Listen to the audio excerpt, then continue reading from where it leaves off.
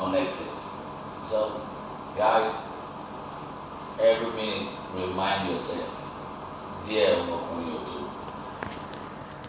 àdéhùn àná omi tó mọ́ ká tó máa wá bèrè ọṣẹ tá a fẹ́ fi fojú. Kò sẹ́ni tó máa rán ẹ létí ipò yẹ kó dìde lẹ̀. Kò sẹ́ni tó máa rán ẹ létí ipò yẹ kó ṣàṣeyọrí. Kò sẹ́ni tó máa rán ẹ létí ó yẹ kó dẹni tí wọ́n máa fọlá ìtọrọ. Kò sẹ́ni tó máa rán ẹ létí ó yẹ kó rógòlò. Kò sẹ́ni tó máa rán ẹ létí ipò yẹ kó ṣe kún tó ń ṣe kọjọ alẹ́ lè dá. Ṣùgbọ́n gbogbo ẹni tí ò rán ẹ létí lọ létí o, wọ́n dẹ̀ ń kẹ́tí. Wọ́n fẹ́ fi tí wọn gbọ́ ire àbí aburú. Tọ́ bá gbọ́ ire, gbogbo àwọn tó kẹ́tí yẹn lọ́ máa sáré wá torí pé etí wọn ti sọ fún wọn pé ọ̀la ti dé. Ló fi jẹ́ pé ọwọ́ epo lára yín bá ní lá, kò sẹ́ni tó bá ní láwọ́ ẹ̀jẹ̀. Ọ̀rọ̀ ilé ayé ọwọ́ yín ni, bóyin bá dùn lọ́wọ́ gbogbo yẹn á là, ṣùgbọ́n bí ó bá sóyin yẹn mọ́ wá yí padà. Bẹ́jẹ̀ bá wà lọ́wọ́ àbí ìkorò bá wà lọ́wọ́, kò sẹ́ni tó fẹ́ bẹ̀ ṣọ̀rẹ́. Ó dùn ní gbogbo yẹn sáré tẹ̀lé ẹ̀. Èèrà gan bó ṣe lè wù kó fẹ́ràn lẹ̀ tó, ìjọ tó yín bá ti tán lẹ́lẹ̀ yẹn, ìjọ yẹn lè ra ti padà. So every minute of your life, see yourself as a plus. Don't see yourself as a cross. You are a cross if you are not adding value to your wife. You are a cross if you are not adding value to your children. You are a cross if you are not adding value to your elders or leaders or your family. Tó bá sún wọn, wọ́n á gbé cross yẹn lẹ̀. Òun ẹni tó fẹ́ bá Jésù gbé cross. Nígbà tó wúwo jù, ó yà jù lẹ̀. Àwọn kan wà tó máa ti rí ẹbí àgbélébù, wọ́n á máa sá fún ẹ. Wọ́n á rí ẹbí àgbélébù torí pé òun lọ tọrọ owó lọ́wọ́ wọn. Wọ́n rí ẹbí àgbélébù torí pé ó wà láyé wọn, kò sí ipa kankan tó ní láyé wọn. Wọ́n rí ẹbí àgbélébù torí pé ó lè ṣe kó má gbé bùkátà lọ bá wọn. Wọ́n rí ẹbí àgbélébù torí pé ó lè ṣe kó má sọ pé oníṣòro. Wọ́n rí ẹbí àgbélébù torí pé kò síjọ́ kan tó múrò yẹn ayọ̀ wá rí. Wọ́n rí ẹbí àgbélébù torí wọ́n rí pé ire kankan ò tara ẹ̀ṣẹ̀. Ó lè ṣe kó má complain. Kò sẹ́ni tó wà láyé tí ó ní nǹkan tó là kọjá. Ṣùgbọ́n torí pé ó jẹ́ complainer ló ṣe jẹ́ productive container. That is why táwọn èèyàn ṣe yàgò fún ẹ. Kò sí oògùn ẹran ọ̀fẹ́, kò sí ọṣẹ ẹran ọ̀fẹ́, ìwà lọ́ba àwúre. Bó bá fẹ́ jẹ́ kí ayé ẹ káwọn èèyàn fẹ́ràn iṣẹ́ tó ń ṣe, ìwà ni kó kọ́kọ́ ní. Ìfẹ́ kan fẹ́ràn ìgbéyàwó ẹ, ìwà ni kó kọ́kọ́ ní. Ìfẹ́ kan fẹ́ràn àwọn ọmọ ẹ, ìwà tó ní sáwọn èèyàn ló máa determine bóyá wọ́n máa na àwọn ọmọ ẹ àbọ̀ wọ́n máa ṣàwọn ọmọ ẹ lóore. Bó o bá ráàánú gbà, béèrè wá tí bàbá ẹ wù ládùúgbò. Bó o bá rí àwọn olóore tí wọ́n ṣe ẹ́ lóore, lọ́bìnrin lọ́wọ́ bàbá ẹ rí pé ṣé nígbà tí bàbá ẹ wà nù oore ṣó ṣàwọn èèyàn lóore. Bó bá wà níbi tó yẹ káwọn èèyàn ti ṣe ẹ́ ní àánú tó ọ̀fà ẹ sókè, má gbàdúrà jù, padà lọ́bìnrin lọ́wọ́ àwọn òbí ẹ. Màámi, bàbá mi, ṣé ẹ̀yin náà ṣé ẹ̀ já wọn kan bọ̀? Tó bá ti jẹ́ pé ẹ̀ já wọn kan bọ̀, kò sí dandan wọn á já wọn tí yín náà bọ̀. So ìwà lọ́ba àwúre, kò sáwúre kankan gbé kan. Tó bá màdúrà gbà, fi wà kún. Ló fi jáde mọ èèyàn ló màdúrà gbà tó wà lórí òkè tí wọ́n dẹ̀ wà òkè. Ṣùgbọ́n tó bá gbàdúrà kan tó bá bọ́lẹ̀ lórí òkè yẹn, wọ́n á tún bẹ̀rẹ̀ sí ní gbogbo àwọn tó wà òkè. Nígbà tí èèyàn ń bọ̀ látòrí òkè, tó bá jẹ́ pé ó wà òkè ni, kò ní rẹ́ni tó gbé mọ́tò ńlá tó ń lọ, tó dẹ̀ fọkàn ẹ̀ ronú pé Ọlọ́run ló mọṣẹ́ tó ń ṣe o. Bóyá 419 ni wọ́n, bóyá rọ̀bà ni wọ́n. Ìwọ dẹ̀ ṣe lọ gbàdúrà kọ́ lọ ń gbé wọn náà ga. O dẹ̀ rẹ́ni tó ń gbé mọ́tò tuntun bọ̀. Ẹjọ́ ẹgbẹ́ wa dé Ìbàdàn wọn létí. Ẹnìyàn ò dúró, ṣé wọ́n lọ ra mọ́tò fún? O bẹ̀rẹ̀ sí ní ṣépè sínú. Pé orí tó bá yá wọn náà lọ́wọ́ ṣàánú wọn, kí ló dé tí o lè gbé o, ṣé wọ́n lọ ra mọ́tò fún? Tó yẹ kó gbàdúrà fún pé Ọlọ́run tó ra tiẹ̀ fún ara tiẹ̀ fún. Èèyàn mélòó ní ìwọ rí tó ṣoríire tó dùnnú sí? Èèyàn mélòó lórí tó ṣoríire tó fẹnu jábọ̀? Èèyàn mélòó lórí tó ṣoríire tó fẹnu gbé sókè? Àṣírí èèyàn mélòó lórí tó fẹ́ ṣẹ̀sìn tó bu ẹ̀sìn wọn? Èèyàn mélòó lórí tó fẹ́ sunkún tó nu mi jẹ́ ẹ̀rù? Ókè, kátẹ́ni ẹni yẹn ṣe nǹkan yẹn lóòótọ́, ó jalè ní. Gbogbo èèyàn dẹ̀ fẹ́ fi ṣẹ̀sìn. Kí ló dé tí wò sínú àwọn tó máa bò láṣìírí? Ó ṣubú, gbogbo èèyàn dẹ̀ fi ṣe yẹ̀yẹ́ nílẹ̀. Kí ló dé tí wò sínú ẹni tó fẹ́ gbé dìde? orí òwò ẹ̀ lóòótọ́ kí ló tó sínú ẹni tó fẹ́ faṣọ bò díẹ̀ tó wá jọyìn àwọn ẹgbẹ́ ọlọ́tẹ̀ àfikún rí òwò ẹ̀ gbogbo bàjẹ́ èèyàn tó ń ṣe lójoojúmọ́ èèlò lọ sàn fún ẹ èèlò ló gbà ń bẹ̀ ẹ sọ fún mi kéèyàn gbóyàn látàárọ̀ ṣúlẹ̀ èèlò lọ́ máa fún kéèyàn gbóyàn ṣépè látàárọ̀ ṣúlẹ̀ èèlò lọ́ máa fún kéèyàn sọ̀rọ̀ òdì ìbàjẹ́ síyàn látàárọ̀ ṣúlẹ̀ èèlò lọ́ máa fún àwọn tó máa contest 2023 wọ́n tún ti bẹ̀rẹ̀ planning èwo ni mo plan for life ti planning ọ̀tẹ̀ planning aṣọ àwọn kọ́kọ́ wà tó gbọ́dọ̀ ṣọ́ láyé ẹ̀ fún máa gbàdúrà kó fi ogun ọ̀lẹ́bù laziness will make you live a wasted life no success for a lazy man even if a lazy man is successful he will still be useless because he wouldn't know the value of what he has gotten. I woke up very early, I prayed, I studied. After studying, I went to my treadmill. It didn't work. I started doing my own exercise. I mean, what I was supposed to do yesterday that I didn't do. And I did some for a few minutes, and now I'm talking to you. What I'm talking to you is what we call investments. I'm investing into your life. When I invest into your life and it's not yielding any dividend, then I've wasted my efforts. Has your father not wasted his efforts? Has your mother not wasted his efforts? Wasted her efforts? Has your leader not wasted his efforts? Now, I want to ask you, are you a plus or a cross? You know it. If your leader is complaining about you all the time, you are a cross, you are not a plus. If your wife is complaining about you all the time, you are a cross, you are not a plus. If your husband is complaining about you all the time, you are a cross, you are not a plus.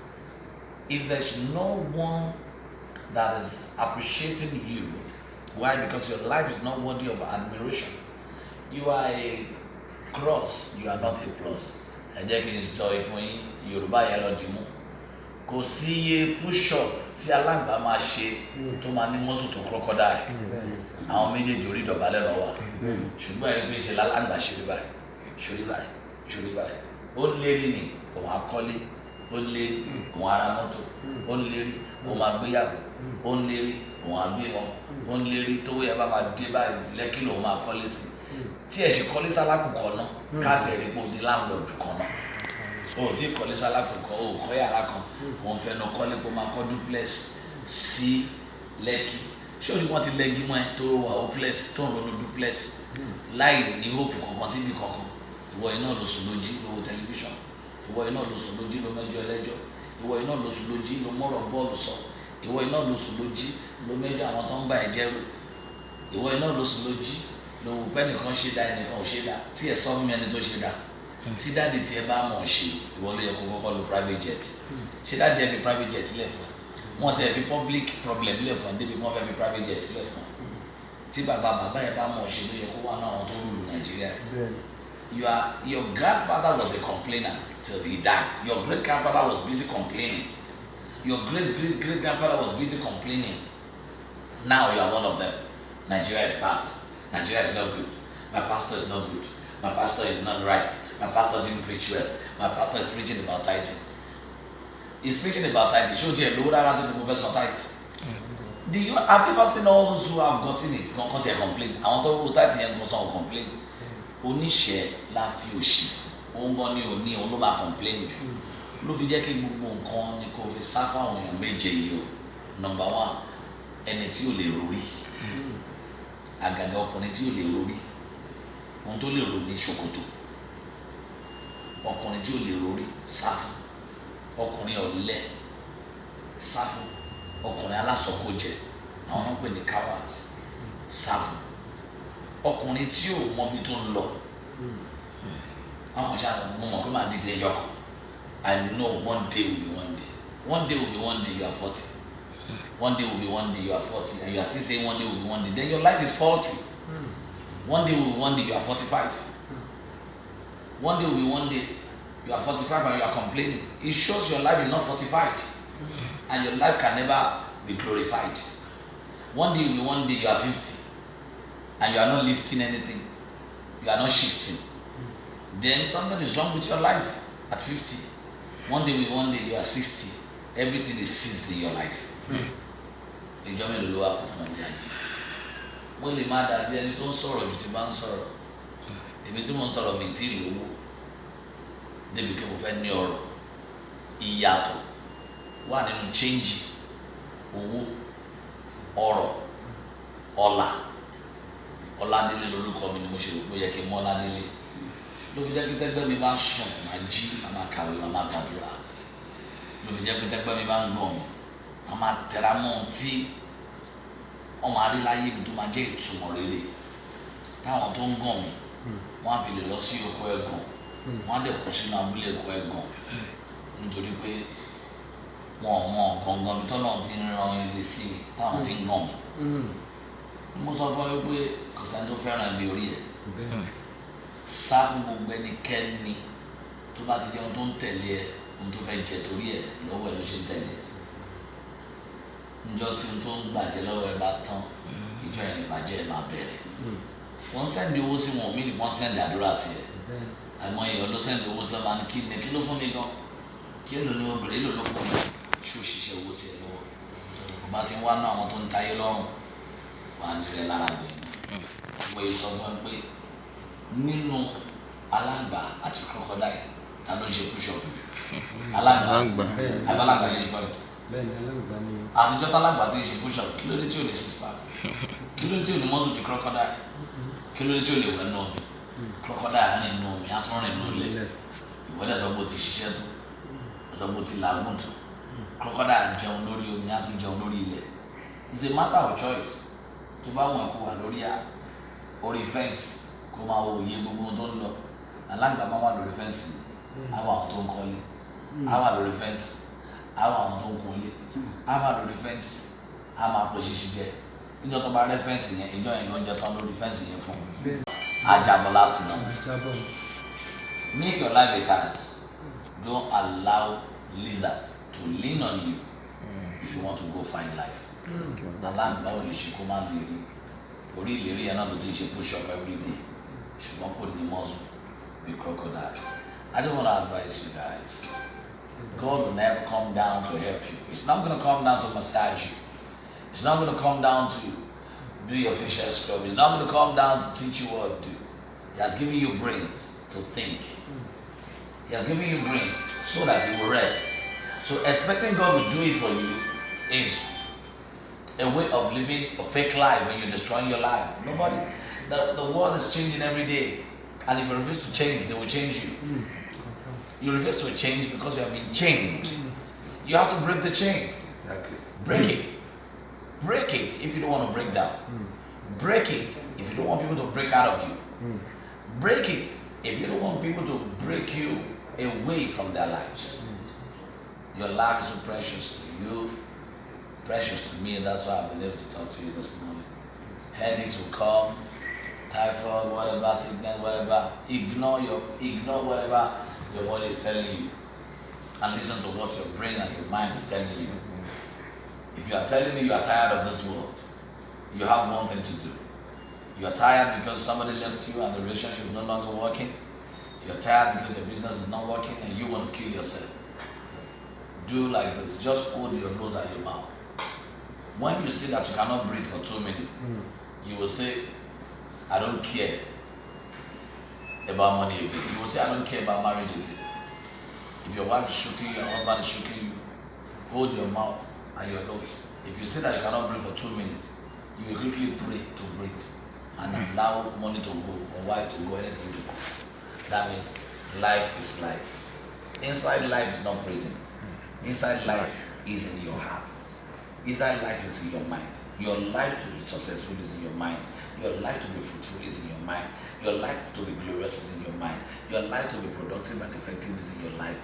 Is in your mind. Your life to be selective is in your mind because you select from your mind. So don't expect anybody to keep pushing you like a wheelbarrow. Nobody wants to be carrying cripple-minded people all the time. I want to work with serious-minded people. I want to work with effective-minded people, those who are purpose-driven, those who are value-driven. I like it when I talk to you and you like, okay, we've been able to learn one thing or the other, but what have you done with what you've learned? What have you seen in your life with what you've learned? What are the new things I'm going to see in your life that will make me want to talk to you more to live a better life? Or critics, or envious people, haters. Oh, why is a pastor wearing jalamia? Is this jalamia? It's called jalamia. It's called kaftan. And you will see that most people that criticizes you, that attacks you, are people that are going nowhere. Most people that will always see your faults are the ones who have not done anything meaningful to add value to their lives. They are so shapeless, they are so shameless, they are so useless, they are so senseless. They are everything less. So they want you to be like them. That's why they want to say stuff to discourage you. They want to bring you down with their mouth. They want to tell you you're not doing it right. As long as you're happy with yourself and you're happy with your mind and you have inner joy and inner peace, keep moving. When you came to the world, you came alone. Yeah. When you're going to go, you go alone. So be less bothered about the person that didn't come with you and is trying to want to, he or she is trying to want to stress you to be like them. Ignore them. It'll be hard for you to ignore sometimes, but just let it go and let it be. So, what am I trying to say? Do something new about your life today. Challenge yourself to do more. Challenge yourself to do more than what you've done before. Don't dwell on what they are praising you about, because what they are praising you about is soon going to be once upon a time. There's nothing that's new that's not going to expire. But when you are inspired, you want to do more on what they are praising you for that thing not to expire, because you are inspired. And you cannot be talking about inspiration without understanding why you are doing that thing. Why am I talking to you? To challenge you, to challenge your life, to challenge you, to push you to break protocols, break barriers, move to the next level of your life. Ignore your past failure, ignore your yesterday, ignore your distractors, ignore your haters, and move to the next level. Nobody's going to teach you to move to the next level. And why? When? Now. It's not going to be tomorrow. If you want to read another book, pick a book, read. Start now. Pick a new book. Have a new life, new mind, new strategy, new ideology, new concepts, new mentality. Then you're good to go. I like it when you pray.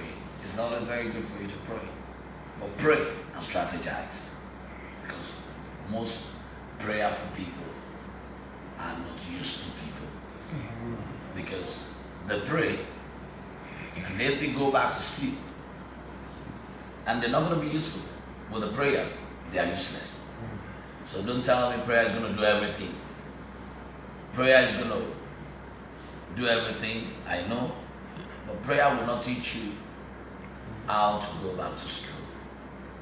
Prayers will not teach you how to. Prayer will not iron your clothes for you. Prayer will not cook rice for you. You're not going to like what I'm trying to say. But if you want to be a lizard or a crocodile, it's up to you. Lizard has been doing push-ups for days, for years, and he hasn't got six packs, no muscle. It hasn't got none. But crocodile is always there. Very strong inside the water, very strong on the land. It's up to you. You want to be a lizard? You want to be a crocodile? It's up to you. You better change your mind not to die before crocodile. God bless you. Thank you. Thank you.